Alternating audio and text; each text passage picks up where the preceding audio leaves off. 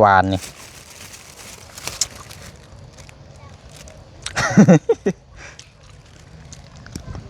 ใช่แกะกับไรระบาดนี่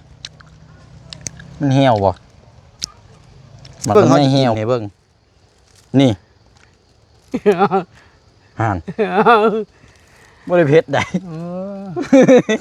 น้องมึงช่วย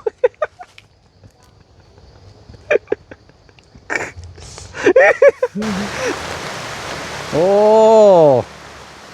ได้เฉยโอ้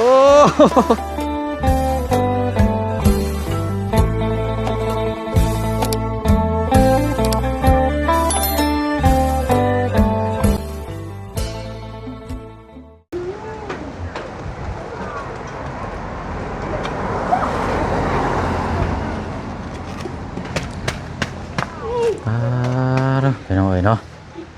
เข้ามาตอนช่วงแรงเมื่อวานนี้เฮซ้ายเนาะมาเมื่อนี้ทางสร้าง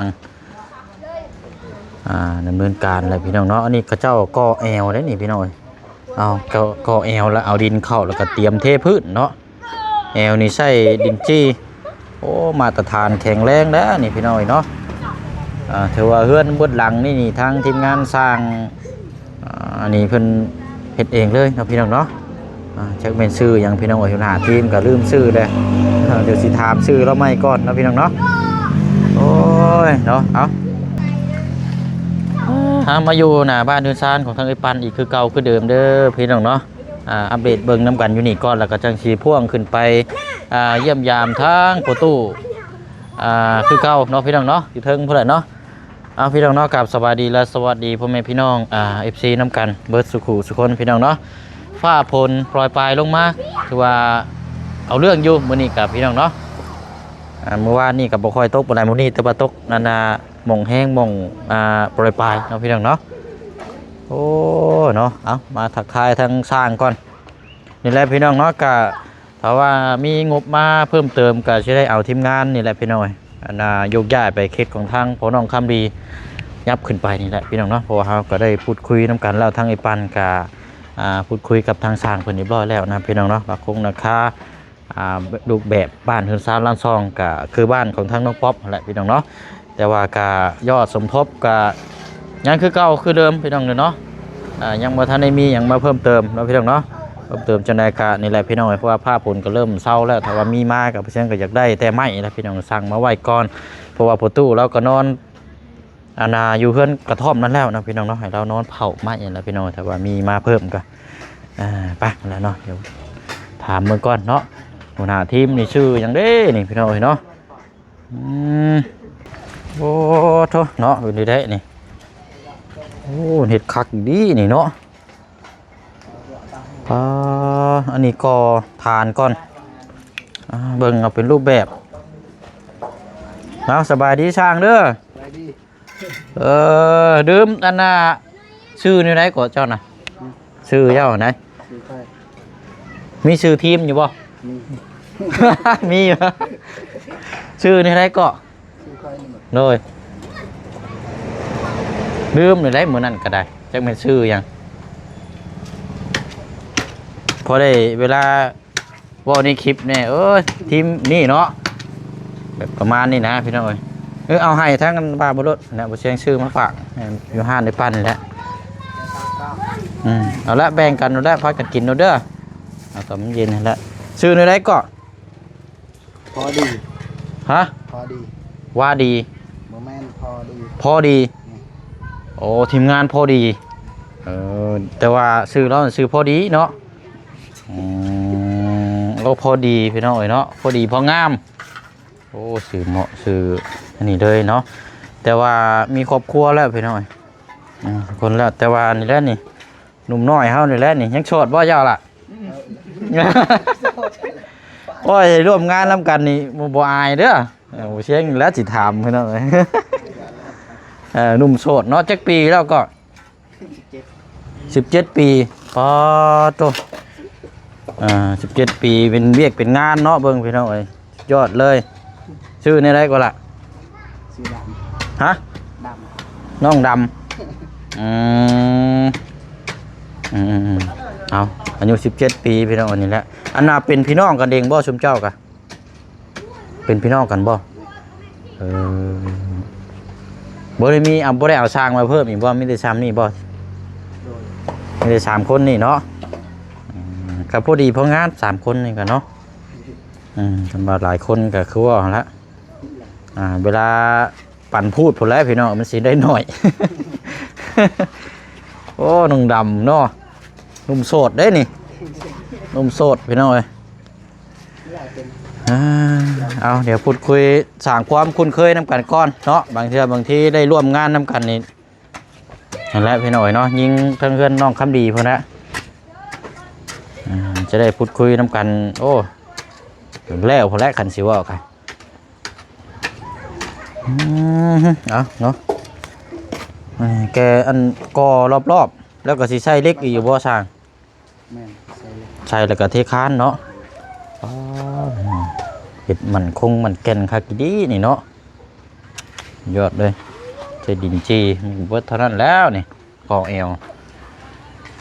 เอาดินเข้าแล้วก็เทพื้นประตูบ่ได้ลงมาพี่บ่สร้างบ่ได้เห็นเราลงมาบ่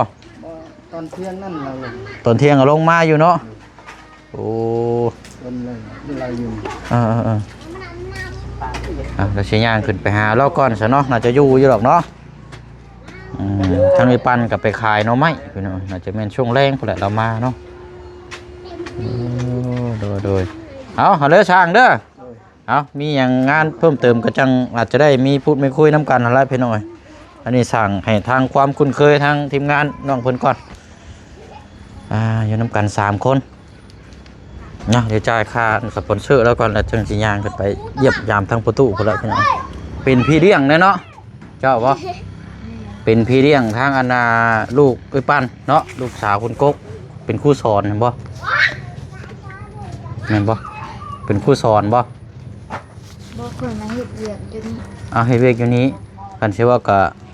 เป็นคนดูแลอยู่นี่ก็เป็นพี่เลี้ยงทั้งลูกๆเราในเนาะเอาเวลานั้นได้เจ้าเมื่อนอนอยู่พุ่นบ่ แม่นผมมือนอน ตอนเช้าน่ะมาเฮ็ดเวกอยู่นี้ แม่น เนาะมาขายเครื่องดูแลซอยเพิ่นอยู่นี่เนาะอยู่บ้านได้นั่นเจ้านะ อยู่บ้านสาง บ้านสาง แม่น เข้าไปในผู้ อยู่บ้านสาง สางตัวนี้บ่อันคิดว่าบ้านนั้นเข้าทางยากๆนั่นนะทางก็บ่ได้ยากปานใดบ่ บ่ยาก ใกล้ๆนี่ ใกล้ๆอยู่นี่เนาะโทษเด้ออันมีครอบครัวหรือบ่ยังบ่ได้มีครอบครัวบ่เป็นโสดบ่นี่นะจักปีแล้วในชื่อแนวใดก็ 17 ปี อายุ17 ปีชื่อแนวใดก็ เมือง น้องเมือง โดย เพราะว่ามื้อนั้นบ่เชียงกับเขามานี่อยู่1วันบ่ได้มาเฮ็ดเวียกอยู่นี้เนาะอันนี้ไอ้ปันให้มาเฮ็ดเวียกอยู่นี้เนาะ แม่ เพิ่นให้วันในใดเดือนในใดนี่นะ บุ้งมาซอย มาซอยเนาะเอาน้องเมืองเพิ่นเอาเนาะอยู่น้ำกันครอบครัวนี่น้ำกันจักคนซะเนาะ 7 คน 7 คนพ่อแม่ก็ยังเบิดอยู่บ่ ยัง ยังเบิดอยู่เนาะ โดย บ่ได้บ่เชียงขออนุญาตมันไม้เจ้านี่แจกก็เสือเจ้ามันก็ได้พอบ่เชียงเข้ามานี่ตลอดนะเนี่ยมาอยู่นี่ชั่วมื้อบ่แม่นตอนเช้ากับตอนแลงเนาะ โดย ยังบ่ทันมีครอบครัวจักเทื่อบ่ ยัง โอ้ยยังหาคันสิว่ากะ17 ปีเนาะ โดย ตอนที่แรกนึกว่าเราเป็นครูอาสาแต่อันมาเฮ็ดเวียกอยู่นี้เนาะอันนี้อันบ่เชียงจ่ายอันนี้ก่อนค่าสปอนเซอร์ ขอบใจ 45,000 กีบพี่น้องเข้างานจังมุ่งนี่มาซอยเรา มาซอยแต่เช้า มาแต่เช้าเลย6 โมงบ่เต็มที่จะมา มัน6 โมง 6 โมงแล้วบัดนี้กลับด้วยซะเนาะ อืม กลับจังโมง5 โมง คันลานเมื่อเสือไปเมื่อ อ๋อ มีลานไป ไปอยู่บ้านสากีเราไปเล่น อ่า ลูกน้าสาวนี่ อ๋อโดยขอบใจ ขอบใจ อันย่างบ่นี่หรือว่าไปเจ้ามาขี่รถมาบ่ รถ ใช่รถเจ้า นี่ โอ้นี่บ่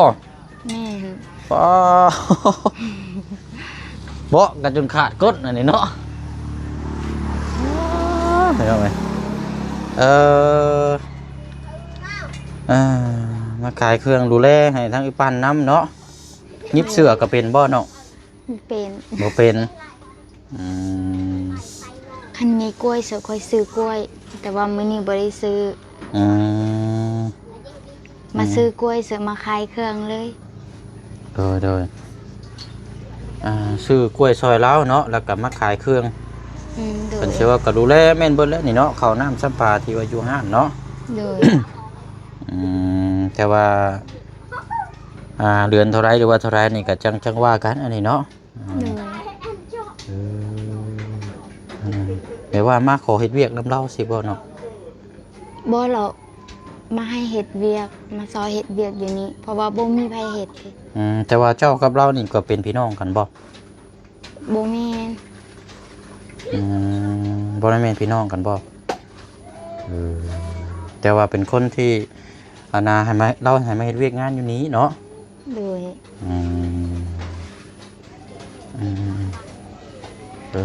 เนาะพี่น้องย้อนไปพุ่นก่อนทั้งครอบครัวนั่นพ่อแม่ก็ยังอยู่นํกันครบเลยบ่ ยังอยู่นำกัน พ่อแม่ก็ยังเบิดอยู่บ่ ยัง โอ้เจ้ามีพี่น้องนํกันจักคนนั่นน้องเมือง น้อง4คน น้อง4คนเจ้านี่เป็นคน เอ้ยกก เป็นลูกกกเลยแล้วก็มีน้องอีก4คน แม่น ป้าเท่ากับ5ผู้ใดนี่เนาะทั้งเบิดน่ะ7บ่ 7 7คนเนาะพ่อกับแ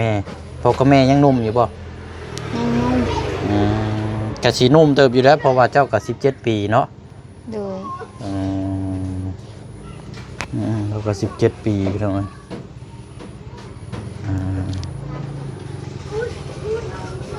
ข้าวน้ำก็กินอยู่นี่บ่เนาะ กินอยู่นี้ กินอยู่นี่เนาะแต่ว่าเว้าลาวได้เนาะเก่งเนาะคือไปเรียน บ่เก่งปานใด อันไปเรียนอยู่กับคนลาวบ่เนาะ บ่ไปเฮียนอยู่นี่เลย กินอยู่โรงเรียนอยู่บ้านนี่บ่ โดย แต่ว่าเว้าลาวได้เนาะ โอ้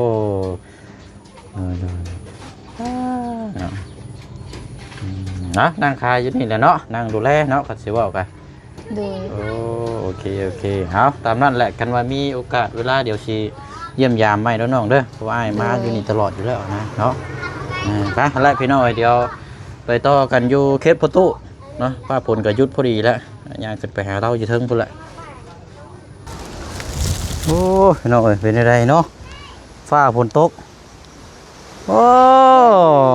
โดยเอาสบายดีเจอกันยามค่ำยามแรงคือเก่าเนาะเอาเบิ่งก่อนเป็นยังไงนี่มาแต่ใช้นี่นะ ว่าอยู่ให้ มาแต่ให้ โดย เอาไปให้ใช่บ่ โดย ไปยังให้ เสียหญ้า ไปเชียร์หญ้า โดย ยังบ่แล้วบ่หญ้านะ ยัง งามอยู่บ่เขา น้ งามอยู่ ำโดย ไปกับไผไปเชียร์หญ้า ตรงนี้เฮา ไปกับเมีย โดย ใช้เมียอยู่ใช้ซะ เสียหญ้า เอายังบ่ทันได้มา โดย เจ้าคือมาปะเราสิบ่ย่านบ่เราคือว่าย่าน เฮา ฮะ ไป ไปกับเอื้อยบ่ โดยเสียหญ้าแม่ฉัน อ๋อนี่ว่ามาปะเราโห บ่ บ่แฮงแล้วเรายังย่านอยู่ซ้ำเนาะ บ่ ไปสะย่างไปเบิ่งพุ่นละไป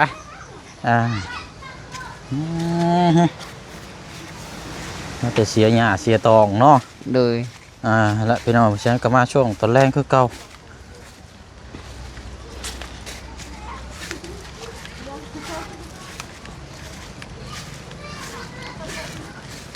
เป็นยังไงเนาะ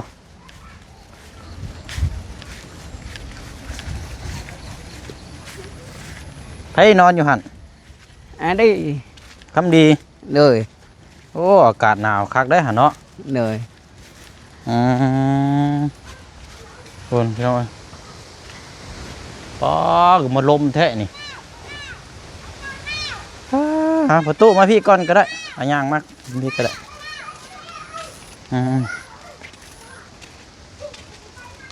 อันนี้ก็ตัดดอนคักแล้วก็บ่มีฮอดใบเนาะ เลย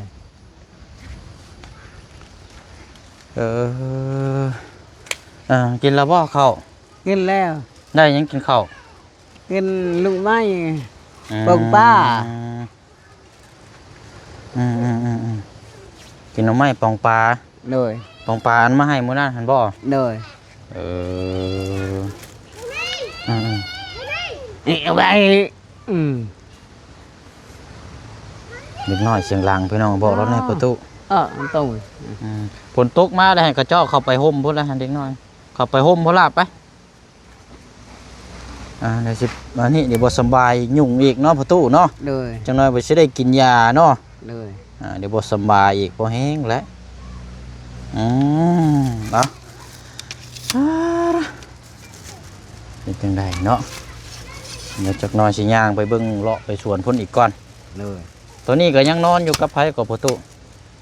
ลูกเฮา กับน้องคำดีบ่ บ่ลูก สถานีสถานีครับ ไอรี เบาดี เลย โอ้เอ้า3-4 คนได้นอนนำกันนี่เนาะ เลย มันยืนในมองเสาอย่างนี้ก็ได้ประตูยืนอยู่นี่ยืนเอาก็ได้บ่นั่งก็ย่าหั่นละเบิดแล้วบ่มักสิดีให้เจ้า หมดนูกินแล้ว หนูกิน เลย เจ้าคือบ่กินมันลด เลย ฮะ บ่กินก็ได้ ฮะเอามันมากินรถไปยังคือกินเฮียมักสิดีข่อยเนาะ กินน่ะหมด โอ้ย แล้วหมดนูกินน่ะ บ่ได้มีหยังเลยบ่ บ่ หมักอันห่าวบางอย่างก็บ่ได้มีไว้อันนั้นบ่ บ่ เอาละหมักลำไย เลย จักหวานบ่หวานได้นี่ยังบ่ทันได้ชิมเบิ่งอยู่พี่น้องจะลองชิมเบิ่งอยู่เอาหมักใหญ่ๆรสกินเบิ่งอยู่คันหวานน่ะบอกเด้อคันบ่หวานน่ะบอกเนาะเฮาสิเอาไปคืนให้กับเจ้าแต่ว่าหวานแท้หวานว่ารับรองปลอดภัยว่าซั่น เอาพิสูจน์เบิ่งใช่เป็นจังได บ้าน หวานบ่ เลย ใครอยู่ซะเนาะแม่นบ่ แม่ เอาลองไปอีกลูกนี้เอาโมเมนต์นะหวานนี่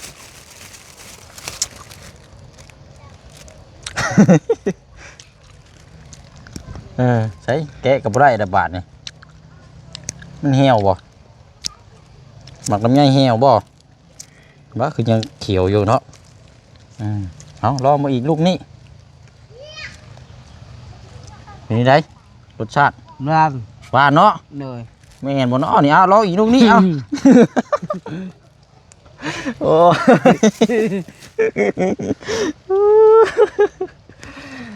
เอ้ยเดี๋ยวเอาอะไรพี่น้อยก็แวะซื้อหมักลำไยอยู่บ้านดงเนาะก็จะมาขายอยู่ริมทางก็ได้ซื้อมาฝากประตูนั่นแหละพี่น้องจะซื้อยังมาก็เลยเอาหมักลำไยนี่แหละหวานเนาะประตูเนาะ เลยบ้าน เอาสักกันหวานแล้วเอามาฝากเด้อ เลย ชื่อเจ้าน่ะชื่ออาแปะฉันบอก และ อาแปะ เลย ประตูอาแปะเนาะ เลย แต่ก่อนนี่เราอยู่บ้านพะลองเนาะ เลย เป็นคนบ้านพะลองนอกบ่เนาะ เลย อยู่ติดกับบ้านดงนี่แหละพี่น้องแต่ว่ามาสร้างครอบครัวอยู่นี่ก็ได้เมียอยู่นี้เนาะ เลย ดีแล้วพี่น้องเนาะก็มาอัปเดตไว้เยี่ยมยามน้ำกันเนาะพี่น้องเนาะก็ฟ้าฝนก็ยังปล่อยปลายลงอยู่แต่ว่ากับบริตกแห้งปานใดหรอกพี่น้องเอ้ยประตูแล้วก็ยังพากันนอนอยู่นี่แล้วเนาะนี่แหละจีนนี่ถือว่าปั๊บบนแล้ววันนี้เนาะเรียบร้อยไปแล้วพี่น้องเอ้ยเผด็จการเรียบร้อยแล้วผู้คันว่าปุ๊กเฮือนกับสิปุ๊กอยู่นี่แหละพี่น้องเอ้ยตั้งอยู่นี่แล้วตั้งเสาไว้อยู่นี่แหละขนาดกันเสาเก่าต้นเนาะ6x7เฮือนเราพี่น้อง6x7ตอนที่แรกบ่เสียงว่านั่นบ่ผิดบ่ถึกนึกว่า5x6บ่แม่นพี่น้อง6x7 เฮือนเก่าเสานี่มันจังพอดีพองามกว้างหลายก็มันก็ยืนโพดเนาะ เลย แคบหลายมันก็ห้องมันก็แคบแล้วมันก็บ่งามสำหรับเฮือนเก่าเสาเก่าต้นเอา6คูณ7นั่นแหละพอดีพองามประมาณห้องละ2 เมตรปลายนะพี่น้อยโอ้ผลนี่ก็บ่เศร้าเนาะประตูเนาะ เลย มาแต่เสียหญ้าให้เราก็เนาะมื้ออื่นไปอยู่บ่ ไปแล้ว ไปแต่จังโมงมื้ออื่น ไป7 โมง กลับมาก ลับมา11 โมง 11โมงเทื่อก็บ่ได้ไปเนาะ เลย โอเคบางเทื่อช่วงตอนเที่ยงเฮาสิเข้ามาหานะมื้ออื่นเนาะ เลย ผมมาตอนแรกฝนมักตกนะพี่น้องเอ้ยก็ว่าแล้วมันก็แล้วแต่จังหวะเนาะ เลย บ่อยู่มาอยู่นี่น่ะตกแล้วบ่ออกไปวันดงน่ะบ่ได้ตกเพราะว่าบ้านเจ้าน่ะมันติดภูเนาะ เลย นี่ติดภูใกล้ๆนี่ฝนก็เลยตกแฮงพี่น้องเอ้ยเนาะ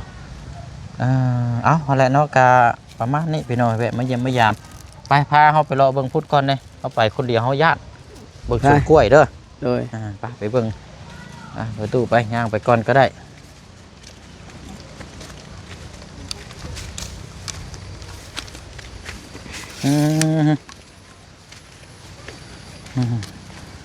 ก็ถือว่าทางแล้วก็แปลนเนาะ เลย โอ้กล้วยเนาะมาวันนี้เครือนั่นแหละใช้ประตูบนนี้มีกับระเบิดบ่ บ่ โอ้เห็นแล้วประตูไปเข้าไปไหนนี่ก่อนเจอของดีแล้วเจอของดีแล้วมากล้วยบ่นะมากล้วยชุกคาเครือ เลย แล้วหมกพริกกันเนาะลกดีเรากับไข่เราเสียมากินนี่โอ้หมกพริกขี้หนูได้นี่ลองมึงฮะประตูกัดมึงอยู่ฮะ อุ้ย เอาลองมึงอยู่เฮ้ยมันเผ็ดอยู่บ่นี่ เผ็ด บ่เผ็ดเราหมกพริกอันนี้น่าจะลองมึง โอ้ เฮ้ยเอาลองชิมเบิ่งหน่อยๆก็ได้เอา บ่ เฮ้ยเบิ่งเขาจะกินให้เบิ่งนี่ห่านบ่ได้เผ็ดได้ ลองมึงช่วย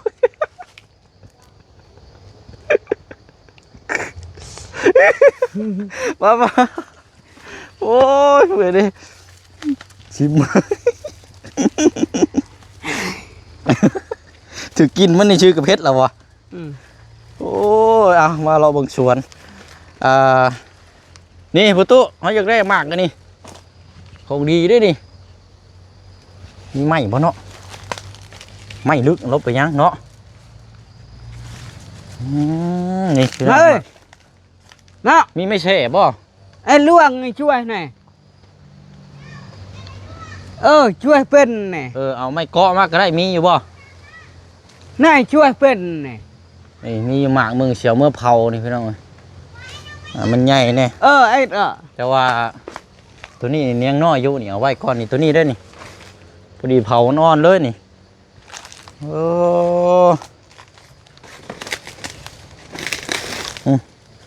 นี่แต่ว่าก็กล้วยก็ตัดลงกระเตะหึงก็มันก็คือว่ายังบ่ทันได้ตายเนาะ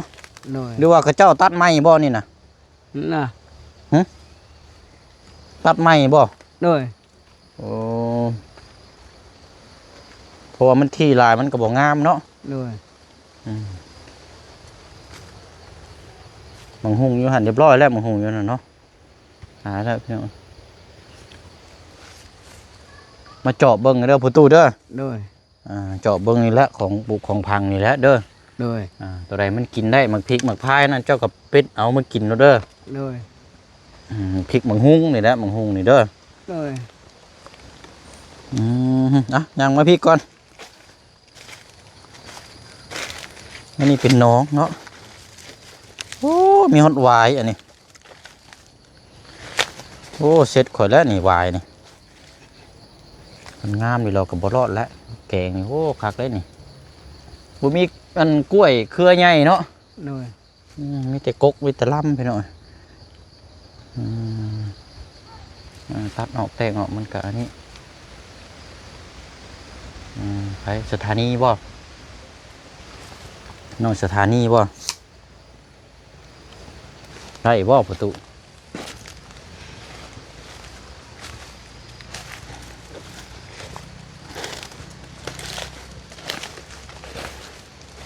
คือสั่นแท้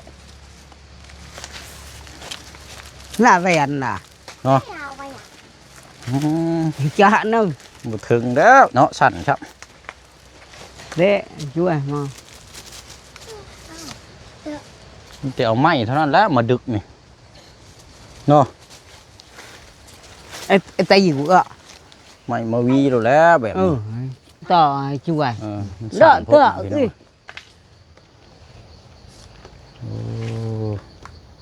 เอ้ย หาไม่ลึกเอาก็ได้ประตูเอ้ย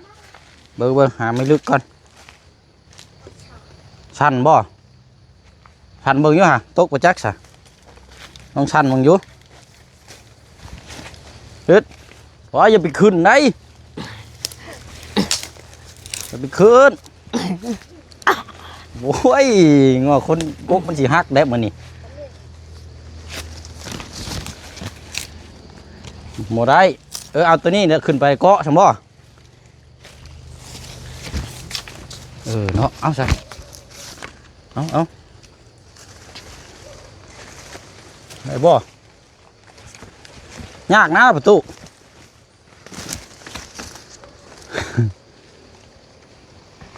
อ่าน เตะมา บ่ได้เบิ่ง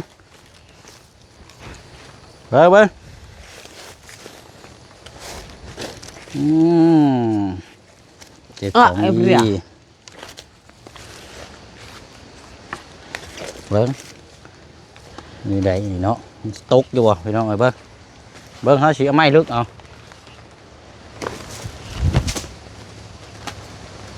เกือบประตูเอ้ยยังน้อยหนึงบุดวิด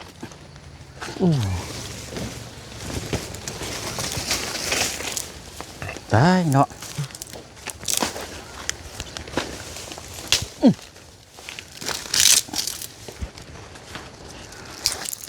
มันคือหยาบแท้เนาะ โดย เบิ่ง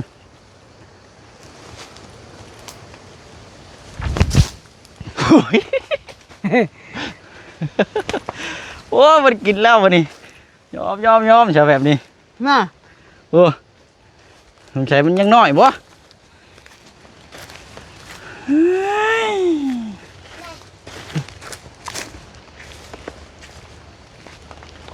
มีอยู่2 3 4 5ก๊กเอาไหมล่ะนี่เอาสบายดีทั้งปลาลุงก่อนเนาะต้องกินมึงอยู่หวานอยู่บ่ต้องกินมึงอยู่ไปใช้ประตูนะ ตัดใหม่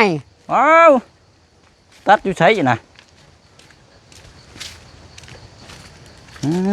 เนาะเอานี่เด้นี่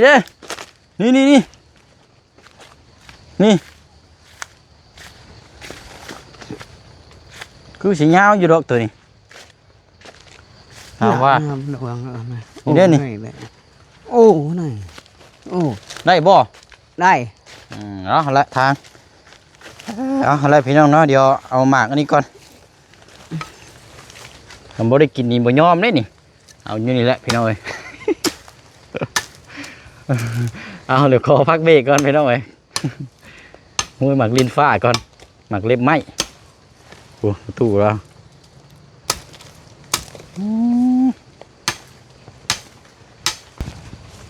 เอาปีนอีกก๊กหนึ่งยอมเทะๆพี่น้องเอ้ยใช่เพิ่มเลยเอาไปเชื่อขึ้นไปเอาประตูเด้อจับเด้อถึงอยู่บ่เฮ็ดวางได้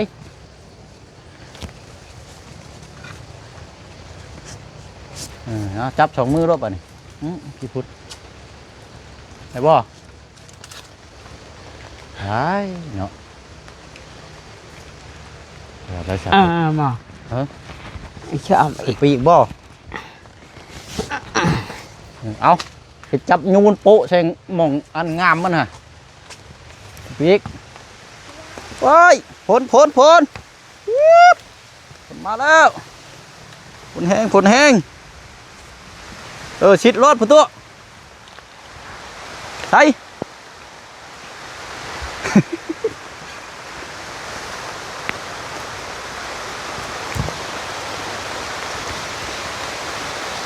ผลไม้แห้งแล้วพี่น้อง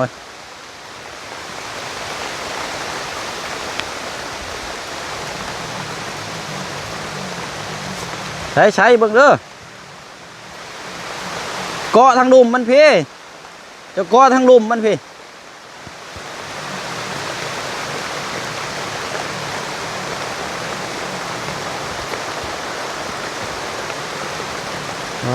ผลกับพอแดะนี่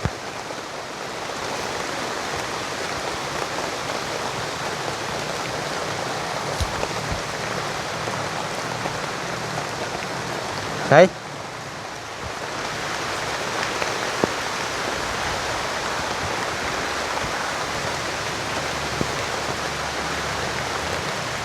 โอ้ได้เสยโอ้เอาเจ็ดสมาวันนี้ฝนกระตกชาติแหละดิเนาะ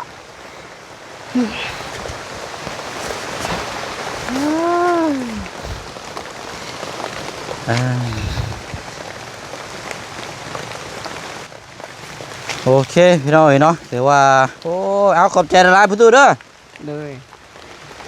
ของแซ่บด้วยนี่พี่น้องเลยได้ลมกินก็มีแห้งนะคันว่าของมักกับพี่น้องเนาะโอ้มีแห้ง ว่าสาพี่น้องเนาะมีแต่ว่ามื้อนี้มาเยี่ยมมายามทั้งประตูเนาะแล้วก็มาพูดมาคุยแจ้งเพิ่มเติมน้ำกันเนาะเรื่องงบสั่งบ้านเมืองซาแล้วก็